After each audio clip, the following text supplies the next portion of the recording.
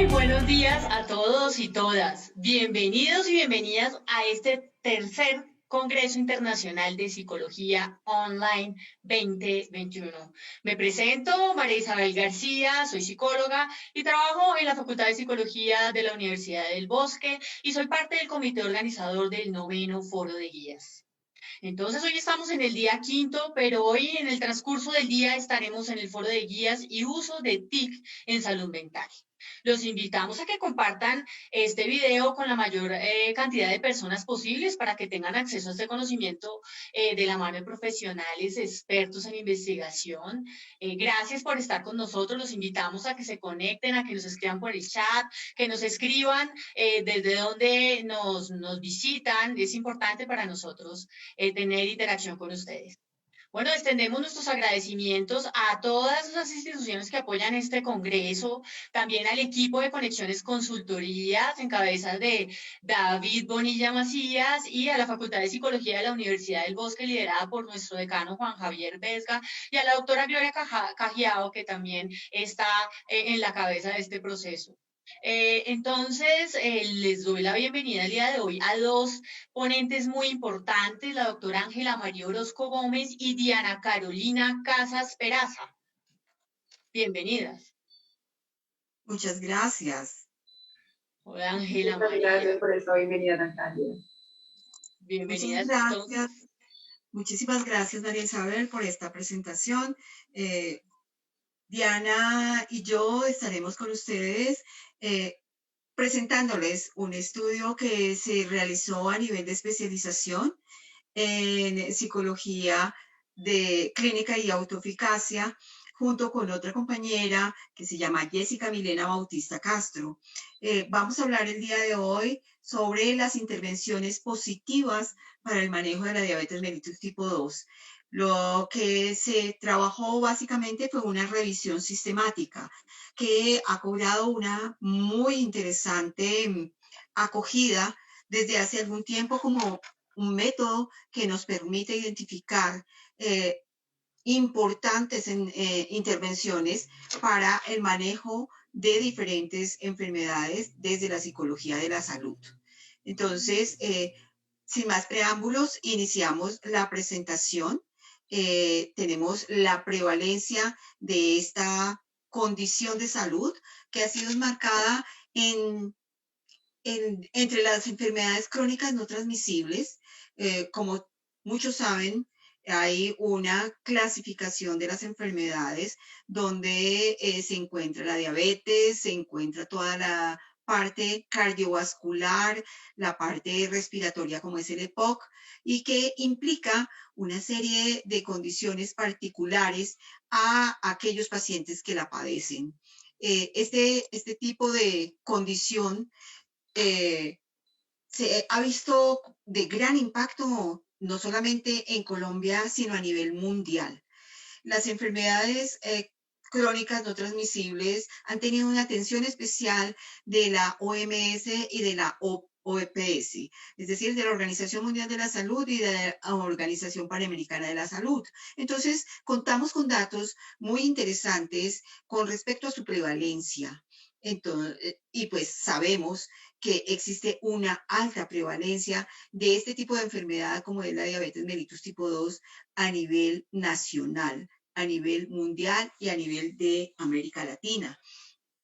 Impacta las enfermedades crónicas no transmisibles, los países con medianos y bajos ingresos económicos, viéndose así afectado mucha población dentro de América Latina, que tenemos varios países muy, muy pobres y con ingresos medios. La Organización Mundial de la Salud y la OPS, la Organización Panamericana, siempre han mostrado cifras alarmantes, porque las enfermedades como la diabetes causan realmente un impacto y un desenlace de tipo letal, es decir, generan muertes. Esto implica que demos una mirada desde la psicología de la salud a qué podríamos hacer para apoyar la adherencia al tratamiento de este tipo población y poder en algunos casos trabajar aquellas variables que son de importancia muy grande en cualquier ser humano, como son las variables de tipo positivo, ¿sí? Más adelante veremos un poco acerca de esto. Como antecedentes en este estudio encontramos específicamente diferentes trabajos que se han realizado, como sabemos muy bien, no son enfermedades nuevas, no son enfermedades raras, es una enfermedad muy común y por esto ha generado una atención importante. Hay afecciones desde la parte psicológica cuando se presenta un diagnóstico de diabetes mellitus tipo 2. ¿Sí? Todos encontramos que por lo menos nos conocemos desde nuestra familia que hay alguien que padece diabetes mellitus tipo 2. Y podemos pensar un poco cómo se ha cambiado su vida. De pronto encontramos personas que su genio, lo que llamamos el sentido del humor, lo que llamamos el estado anímico, puede verse afectado por este tipo de diagnóstico. No solamente al paciente, sino también a las personas que lo rodean, a sus cuidadores, a las personas que permanecen en su familia y que les interesa interactuar con este tipo de pacientes. Entonces vemos que se pueden presentar ansiedad, que pueden presentar depresión, ¿sí? Podemos ver que existen algunos tipos de conductas específicas de tipo personal que se ven involucradas con este tipo de diagnóstico. Se requiere tener un excelente autocontrol para poder hacer los cambios requeridos en este tipo de enfermedad, que tiene todo que ver con el estilo de vida, los hábitos de alimentación, tiene que ver con toda la parte de actividad física, con la parte de variables como el optimismo, por ejemplo. Las personas con diabetes pasan por diferentes fases. Cuando nosotros estamos hablando de este tipo de enfermedades, lo que estamos haciendo referencia es que hemos tenido una pérdida de salud. Cuando los diagnósticos están asociados a enfermedades crónicas no transmisibles, estamos diciendo que estas enfermedades son para toda la vida, que estas enfermedades son prolongadas, que estas enfermedades son de difícil control y manejo. Entonces, las personas diagnosticadas con este tipo de enfermedades entran en procesos similares a un proceso de duelo, ¿sí? Por pérdida de salud. Todo tenemos que ver entonces los psicólogos de la salud para el manejo de este tipo de afectaciones. Podemos entonces mirar un poco alrededor algún tipo de intervenciones que se han trabajado con este tipo de pacientes con diabetes mellitus tipo 2. Generalmente las intervenciones son dadas desde un equipo terapéutico multidisciplinario, ¿sí? No en todas las instituciones ni en todas las IPS, pero lo que se esperaría es que con una enfermedad crónica como esta, la atención al paciente y a sus familiares fuese de tipo interdisciplinario e integral, ¿sí? Nosotros podemos pensar que la psicoeducación en este tipo de procesos es realmente importante, aunque hay muchas personas que son diagnosticadas con este tipo de enfermedad, pues saben muy poco sobre la enfermedad. Y se ha observado que la psicoeducación es parte importante para el manejo y control de este tipo de enfermedad. Un renglón súper importante también es el control glicémico, ¿sí? Y para esto se requiere ciertos cambios y adaptaciones de los pacientes. La terapia cognitivo-conductual ha mostrado efectividad con respecto a este tipo de condiciones, a facilitar el afrontamiento de este tipo de condiciones de salud, ¿sí? Y a facilitar también la adherencia a los tratamientos. Tenemos como objetivo de este proceso es básicamente Ay, perdón, me estaba pasando toda la parte que estoy hablando, que es la parte de tratamiento integral. La parte de tratamiento integral tiene que ver con toda la parte médica, con la parte de hábitos de salud, de hábitos de vida saludable, ¿sí? Y facilita específicamente la intervención psicológica, la intervención del psicólogo de la salud, que es completamente necesario para el manejo de este tipo de enfermedades. Entonces, nos interesó muchísimo pararnos desde la psicología positiva, que hemos visto que ha tenido un desarrollo muy interesante a través de estos 10, 12 últimos años de desarrollo de evidencia y desarrollo de intervenciones psicológicas, parada específicamente en todas las rasgos y experiencias positivas que tienen o que tenemos los humanos, ¿cierto? Para poder de alguna forma prevenir y reducir la incidencia de patologías, ya sean patologías psicológicas o patologías fisiológicas, como lo es la diabetes mellitus tipo 2. Las variables positivas se han visto siempre asociadas al manejo y al control de las enfermedades crónicas, ¿sí? Estas variables son buscadas específicamente en todas las características que tenemos como seres humanos y todas aquellas fortalezas con las cuales contamos previamente, incluso a que se presente cualquier tipo de enfermedad. Pertenecen al ser humano y en algunos de nosotros se hallan muy bien establecidas y para otras personas realmente no son muy claras, ¿sí? Entonces, las estrategias de intervención frente a este tipo de condiciones nos permiten dar respuesta a algunos aspectos psicológicos y a mirar la enfermedad desde otro punto de vista, ¿no? Estamos hablando entonces de variables positivas como el optimismo, el afecto positivo, la esperanza, la autoeficacia, la resiliencia, ¿sí? Que son fortalezas específicas del ser humano. El objetivo, ahora sí, nos vamos con los objetivos de la investigación de este estudio.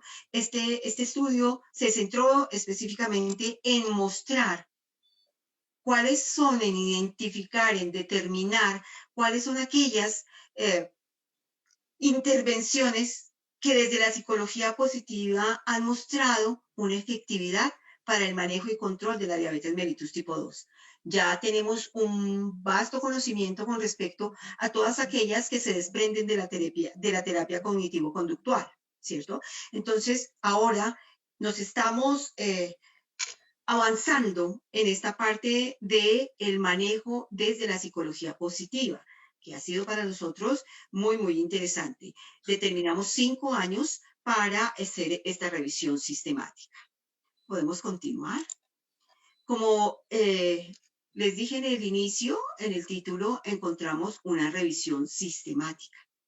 Este tipo de metodología es bastante utilizado para poder observar cuál es el impacto que tienen las intervenciones psicológicas o médicas, ¿cierto? Dependiendo del área en que nos encontremos, y determinar cuál es la posibilidad que tenemos los profesionales para hacer uso de estas intervenciones basados en la evidencia, es decir, en este caso, basados en la psicología, en la evidencia psicológica que tiene estas intervenciones que han sido utilizadas y han sido publicadas en una bases de datos muy interesantes, como son todas las bases de Science Direct, Web of Science, ProQuest, Medline, SetNet, Scopus, ¿sí?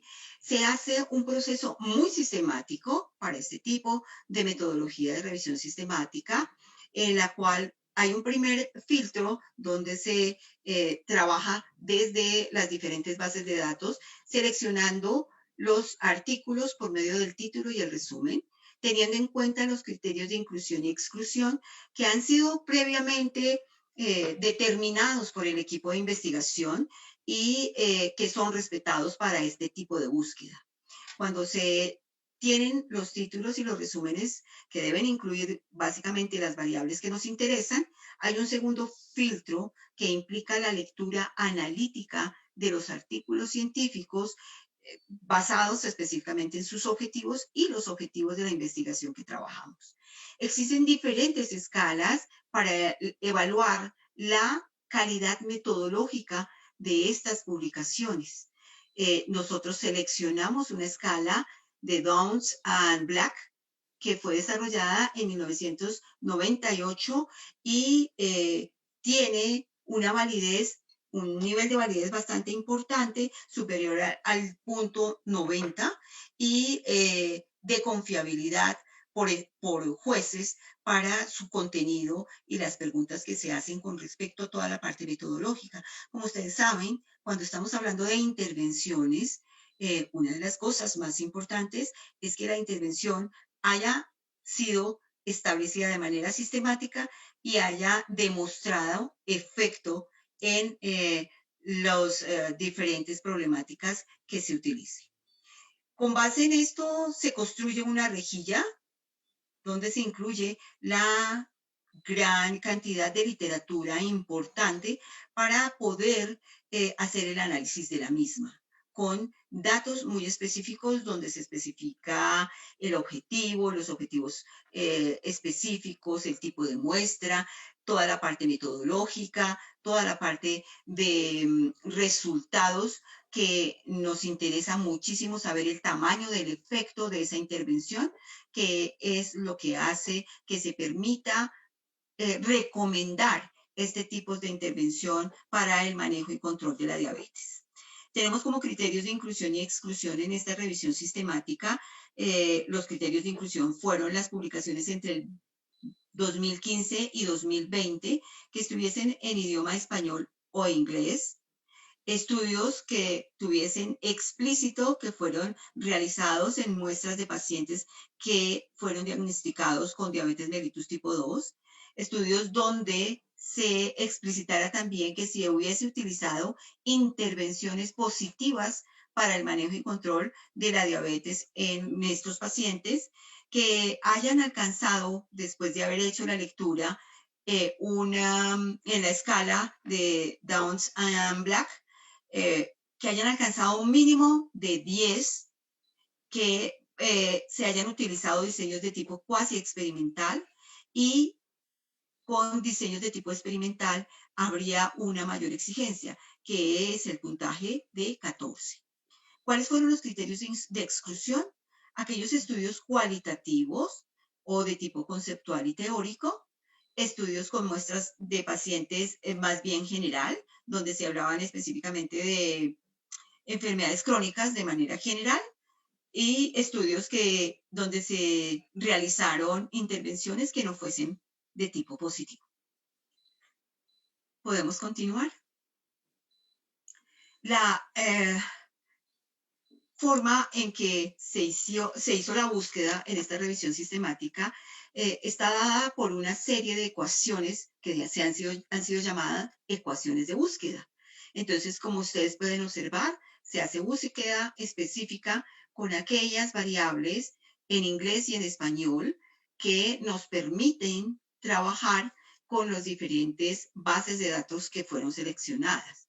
Tenemos diabetes mellitus tipo 2, que así es como se encuentra en el MESH y en el DESC, y todas las variables de tipo positivo que nos interesaría mostrar su efectividad y su impacto en los pacientes con diabetes.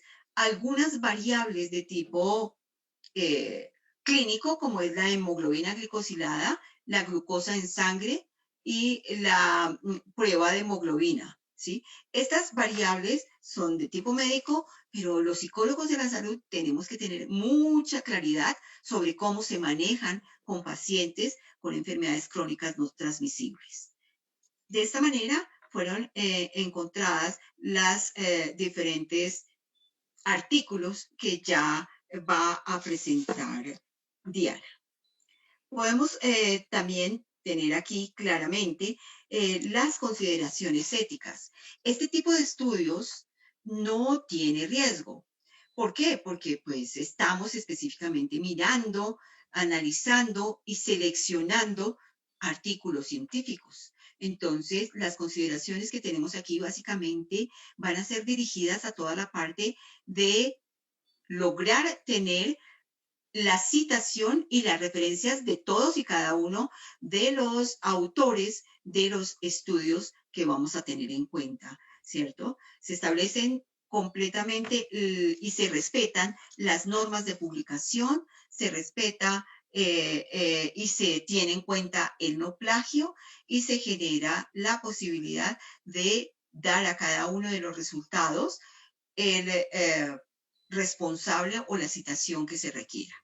Entonces, este es un estudio que no tiene riesgo. Comenzamos entonces con la parte de resultados. En este caso le doy la palabra a Diana, quien comenzará con ello en un momento. Gracias, Ángela. Un saludo a todos los presentes. Vamos a hablar un poco de los resultados que arrojó la investigación. Bueno, en el proceso de selección de los resultados se dividió en 3 etapas. La primera, básicamente, se utilizaron pues los descriptores que se mostró anteriormente. Claramente arrojó un gran número de artículos que debían ser filtrados según los criterios de inclusión. Luego de revisar minuciosamente el título y el resumen, quedaron 58 artículos seleccionados. Se eliminaron los que estaban duplicados, ya que pues, varios artículos se encontraban en diferentes bases de datos, quedando 43. Esto se sometió a la evaluación de la calidad metodológica por medio del instrumento de Downs & Black y teniendo en cuenta los criterios de inclusión que teníamos proyectados con los objetivos de la investigación, quedando 25 artículos de los cuales se hizo el análisis en la rejilla. En cuanto a las características de los estudios, la mayoría, el 40%, fueron ensayos clínicos aleatorizados que tienen una mayor rigurosidad metodológica. También se encuentra luego los cuasi experimentales, los estudios pilotos, las pruebas de conceptos y los longitudinales.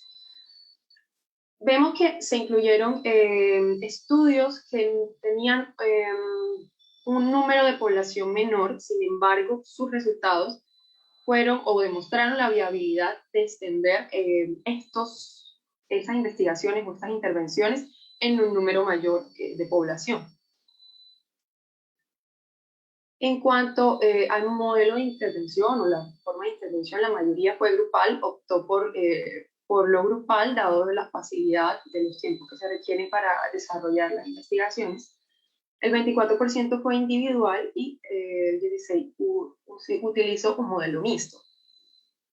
También el tiempo de intervenciones varió, fue muy variable, estuvieron entre 3 o 16 semanas. La mayoría optó por 8 semanas, que son la mayoría de programas o de guías que están establecidas para este tiempo. El número total de participantes de los 25 estudios fue de 1.693 participantes. En cuanto a la intervención, su gran mayoría, el 70%, fue presencial. Algunos escogieron la intervención telefónica, otros hicieron uso de herramientas de tecnología de comunicación, utilizaron audio CD o hicieron alternancia entre lo presencial y el audio CD. Bueno, en cuanto a las variables positivas, encontramos una gran variedad de variables positivas dentro de los estudios. Muchos compartían diferentes variables, otros trabajaban pues con solo una. Sin embargo, era muy general. Por ejemplo, el bienestar psicológico, que engloba muchas variables positivas que al trabajarlas nos muestran resultados positivos. La que mayor ocurrencia tuvo dentro de las investigaciones, dentro de los estudios, fue el afecto positivo y el bienestar psicológico. Se encontró una reducción de la hemoglobina glicosilada, reducción en los síntomas depresivos y de ansiedad, hubo mayor control en el control glucémico, unas mayores conductas de autocuidado, una mejor o mayor conciencia de la enfermedad, un aumento de la actividad física que ayudó a encontrar resultados también en la parte fisiológica, por ejemplo, la reducción de hemoglobina glicosilada. También encontramos variables como la autoeficacia, el optimismo, la gratitud, esperanza y espiritualidad, que también demostraron ser efectivas, que intervenir sobre estas variables resultan positivo para el paciente que sufre de diabetes mellitus tipo 2. Encontramos, bueno, estas variables trabajan en un aspecto nuevo que de pronto otras no consideraron, que es, por ejemplo, la toma de decisiones, expectativas frente al futuro y la percepción de apoyo social. El optimismo, lo que nos dice el optimismo y la esperanza es que si el paciente tiene o consultante tiene una percepción diferente frente a su futuro o mejora la percepción frente al pronóstico de la enfermedad, va a aumentar el compromiso con su tratamiento.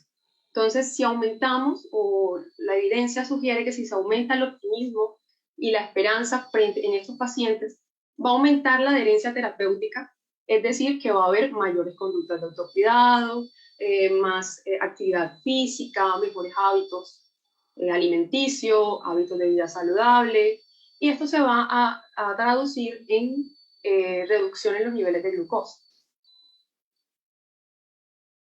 Por último, las variables que tuvieron menos presencia dentro de los estudios, sin embargo, también mostraron resultados positivos, fue la resiliencia, la autocompasión, el bienestar emocional, la felicidad y los estados afectivos positivos.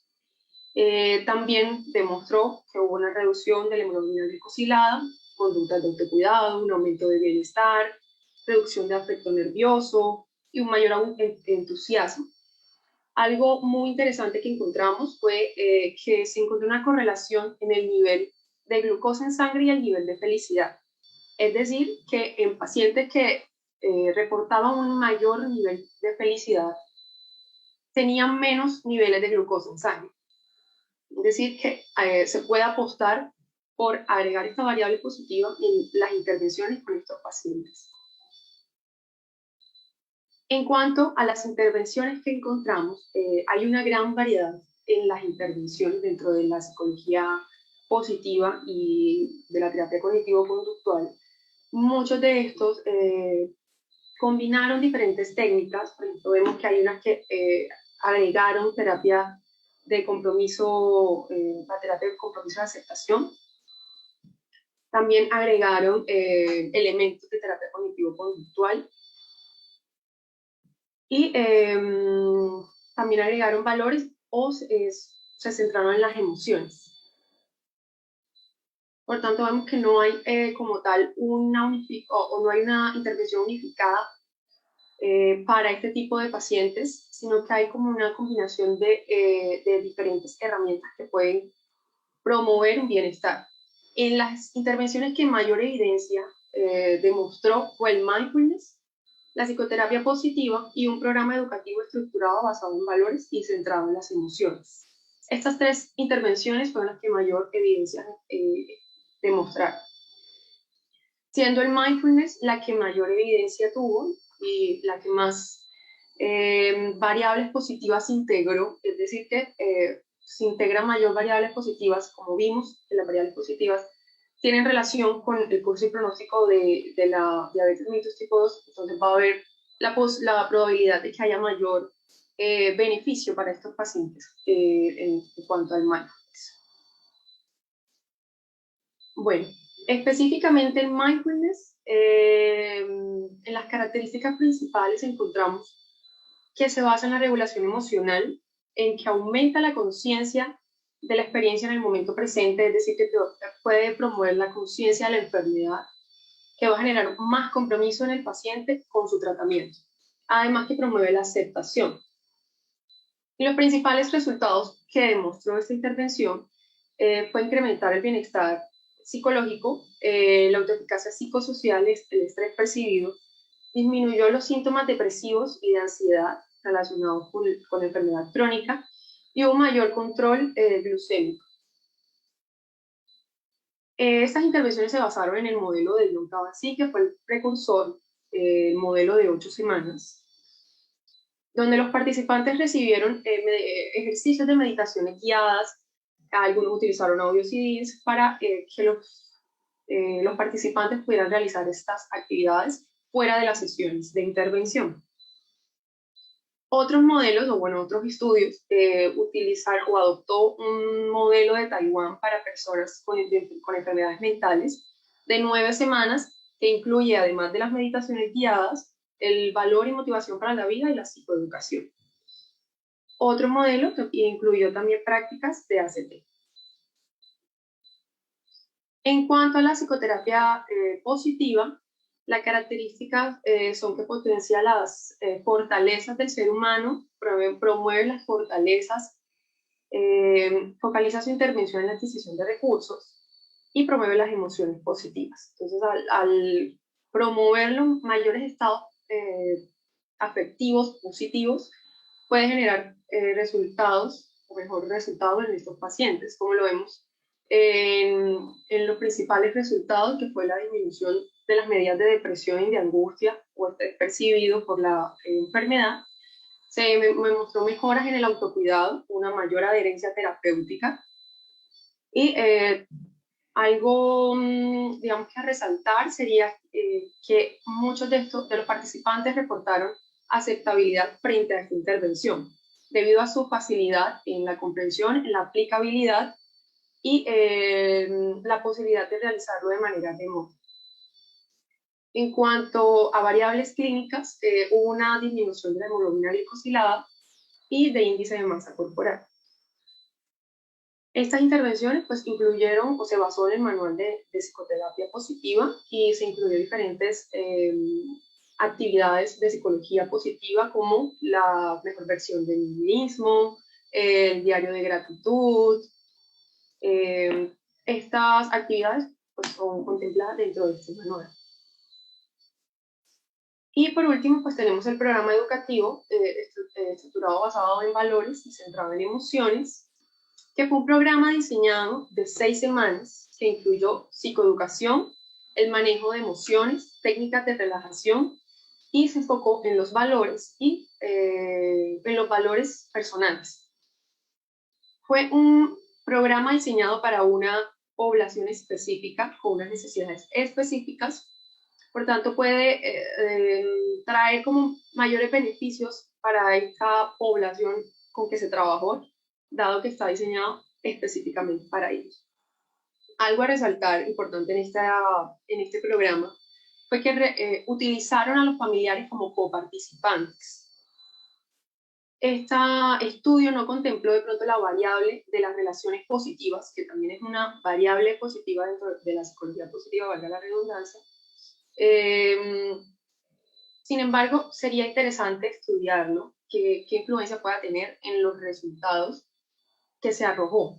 No la tuvieron en cuenta como variable, sin embargo, al integrar el apoyo, la red de apoyo primario, que es la familia, puede influir en los resultados positivos que se tuvieron, como por ejemplo la disminución de la angustia por diabetes, la disminución de los síntomas depresivos, el aumento de las conductas de autocuidado. Hubo una mayor experimentación de emociones positivas y una disminución en la hemoglobina glicosilada. ¿Por qué se utilizó un programa? Primero, porque estaba pues basado en una fundamentación teórica, donde reúne diferentes estrategias o herramientas para intervenir este tipo de pacientes, y se tuvo en cuenta la población específica con unas necesidades específicas para desarrollar diferentes objetivos basados en esas necesidades. ¿Qué comparten estas intervenciones? Estas 3 intervenciones que mostraron mayor eficacia, que se basan en la regulación emocional, en la adquisición de herramientas y en la aceptación, abordando las principales dificultades que encontramos en pacientes con enfermedades crónicas como la diabetes, que es la angustia y los síntomas depresivos por la enfermedad crónica, y la dificultad en la adaptación y los constantes luchas que realizan en su diario vivir por los cambios que hacen. Básicamente, se demuestra que es necesario una atención integral donde no solamente se trate desde la intervención, sino también desde la prevención o el desarrollo de potencialidades, que es lo que promueve la psicología positiva. Bueno, en cuanto a las conclusiones y la discusión, vemos que no hay una intervención unificada para las intervenciones a estos pacientes, sino que hay una combinación de diferentes estrategias, desde la psicología positiva y desde la terapia cognitivo-conductual, incluso también se añaden elementos de la terapia de aceptación y compromiso. Y esto concuerda con lo que encontramos en la evidencia, donde Orozco y Sánchez nos comenta que en la población colombiana no hay una guía de evaluación de intervención desde la psicología positiva para intervenir en enfermedades crónicas como la diabetes mellitus tipo 2. También en la evidencia se demuestra que la psicoeducación y las técnicas de terapia cognitivo-conductual son las que en el momento tienen mayor evidencia empírica. Y esto lo encontramos dentro de los resultados de nuestra investigación, donde se ven resultados positivos al combinar elementos de la terapia cognitivo-conductual y la psicología positiva. Es decir, que vale apostarle a una terapia integral donde se unifique no solo lo que ya pues, demuestra la evidencia, que es la terapia cognitivo-conductual, sino agregar también elementos de la psicología positiva que pueda potencializar esos resultados. Sobre todo que va a potencializar fortalezas y herramientas en el paciente. También pues, vemos que las variables positivas se relacionan con el pronóstico, con el curso y pronóstico de la diabetes mellitus tipo 2, y hay unos resultados integrales que no solo van en la salud física, sino también en la psicológica y emocional. Entonces no es solo que el paciente pues, se le procure tener una salud mental óptima, sino que también se traduce en algo muy importante para estos pacientes, que es la de control glucémico. Y bueno, las intervenciones de psicología positivas también fueron bien recibidas y aceptadas por su facilidad y la posibilidad de realizarlas de manera remota. También son bien recibidas, o la facilidad que tienen es que no se necesita ser un experto para realizarlas y pueden ser integradas dentro de los servicios médicos. Claramente, antes debe haber un entrenamiento para aplicarlas, pero no debe ser un experto para poder desarrollar estas herramientas. Y es una práctica, por ejemplo, el mindfulness, que puede realizar el paciente de manera autónoma. Y bueno, al final, pues el mindfulness con mayor evidencia científica, que también lo encontramos en la revisión sistemática que tomamos como punto de partida, que fue la de Macy en 2019 y compañía, que señala que el mindfulness también tuvo una mayor eficacia. Sin embargo, dentro de esta revisión hubo una falencia en cuanto a la rigurosidad metodológica de los estudios que escogieron, y todavía quedaba la duda de si era realmente eficaz las intervenciones de bienestar o no.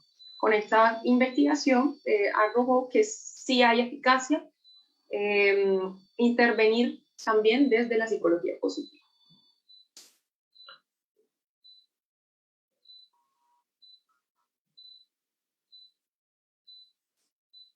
Muchísimas gracias, Diana Carolina y la doctora Ángela María Orozco.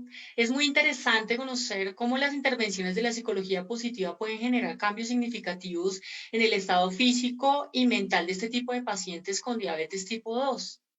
Bueno, tenemos la siguiente pregunta. ¿Qué se requiere para adquirir competencias en mindfulness? Bueno, inicialmente creería que tener la mente abierta. Es una práctica que al principio puede causar un poco de negación o puede entrar en conflicto, que es algo que es relativamente nuevo. Inicialmente, pues tener la mente abierta y lo importante es que no se necesita ser un experto para poder realizar este tipo de prácticas. Muchas gracias. Oye, ¿dónde se puede encontrar una guía o estrategias para entrenarse en mindfulness? Actualmente existen varios cursos que preparan a grupos de personas. No solamente estamos hablando de personas con algún tipo de enfermedad específico como es la diabetes, sino con grupos de personas que les gusta estar bien. Recuerden que este tipo de terapias desde la psicología positiva busca el bienestar, ¿sí? El bienestar psicológico de las personas. Esto implica entonces que cualquiera de nosotros podría practicar este tipo de estrategias terapéuticas como es el mindfulness, ¿cierto? Reconozco completamente que para enseñarlo a hacer se requiere formación y entrenamiento profesional para lograr lo que la evidencia nos ha mostrado en el día de hoy dentro de este estudio, ¿cierto? Son estudios juiciosos que se hacen de manera sistemática, donde se aplican las estrategias desde la psicología positiva y más allá, porque no son únicamente de la psicología positiva, vienen de otro tipo también de estudios donde se ha desarrollado y se ha posibilitado que cada uno de nosotros pueda sacar a flote todas las fortalezas que tenemos desde nuestro interior, que a veces están un poco escondidas, pero lo que esperamos es que sean utilizadas para un mejor manejo de este tipo de enfermedades, no solamente del bienestar, que ya se ha encontrado resultados bastante interesantes, sino básicamente pasando a hacer esa transferencia del conocimiento al área de la salud. No creo que haya en este momento muchas instituciones que tengan dentro de sus programas el poder participar con este tipo de intervenciones desde la psicología positiva. Sí, esa era la otra pregunta que teníamos, era qué tan fácil es que este tipo de entrenamiento se dé en un servicio de salud acá en Colombia.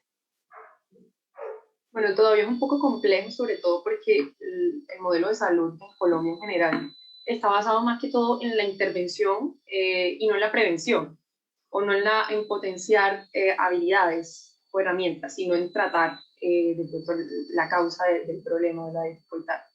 Entonces, son pocas, casi que nulas, los servicios de salud que integren esta práctica.